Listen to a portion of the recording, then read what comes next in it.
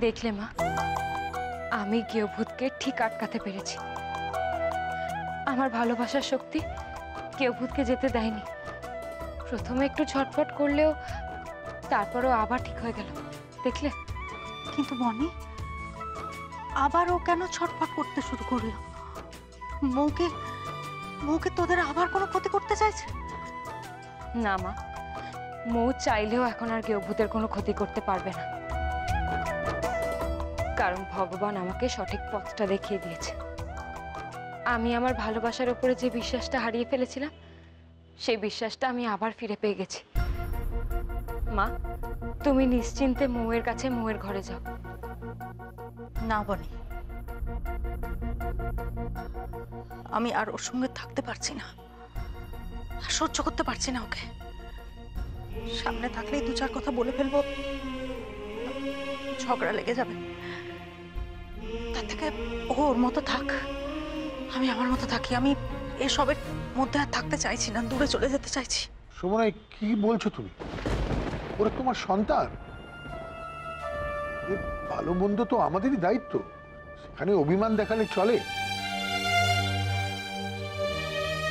সন্তান যখন বড় হয়ে যায় তখন আর তাকে আঁচলের তলায় চাপা দিয়ে রাখা যায় না সোমনাথ। ওরা এখন বড় হয়ে গেছে, ওরা ওদের দায়িত্ব নিজেরাই সামলে চলবে, সেটাই তো স্বাভাবিক।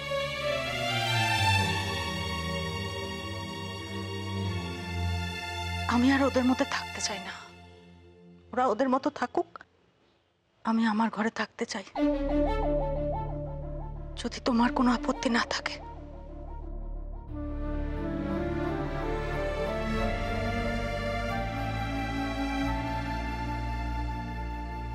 মা,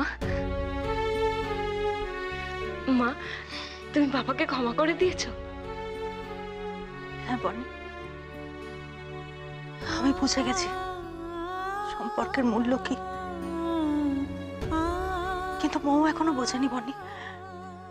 ও যা করছে হয়তো সবটাই ওর দোষ নয়, ছোটবেলা থেকে তো একা বড় হয়েছে, পরিবার পায়নি, তাই হয়তো এরকম রেকলেস হয়ে গেছে এখন।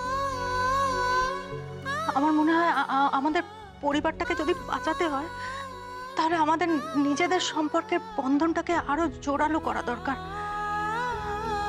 তাতে যদি ওর কিছুটা বোধ হয়। তুমি চিন্তা করো না মা, মৌকে আমি সেটা বুঝিয়েই ছাড়বো। আমি তোমাকে প্রমিস করছি, মৌকে আমি ভুল পথে চলতে দেব না, কারণ আমি জেনে গেছি এই সব কিছুর পেছনে কে আছে।